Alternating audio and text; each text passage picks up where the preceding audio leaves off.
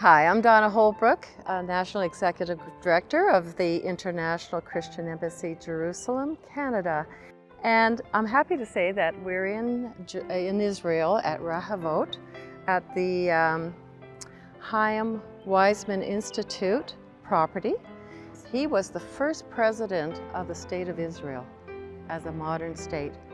And when his wife passed away, they bequeathed back to the State of Israel their home and 12 acres. So here today is the growth of children's research. It's an exciting property that's enjoyed by everyone, and we've come here on the tour. This is my segue to the Shomer Keep of Israel estate giving. And we had one example I'd like to share with you. Audrey Ruth Peer was one of our members who came to know about the work of the ICJ in bringing comfort here. And she passed away as an only child and with no children of her own. She had two regrets in her life. One was that she didn't have children, and the other one that she never came to the land of Israel.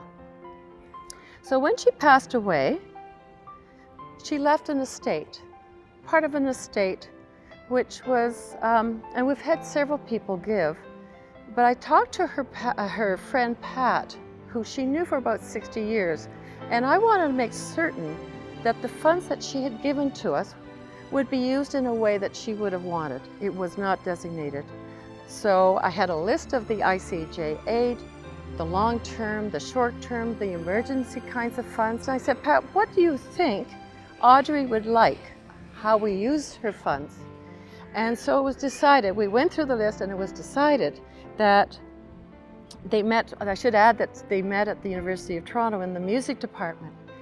And so music was important to her, children also important to her. And so we undertook the fund and we divided it 4 ways equally. And it went to a petting zoo for children, for orphan boys near Tel Aviv. It also went to build 2 new music rooms at Bet Yosef up at Haifa, which is a very large community center. We also helped to complete a playground for another orphanage to the south of Israel. And then it enabled us to restore our scholarship for Christian young adults.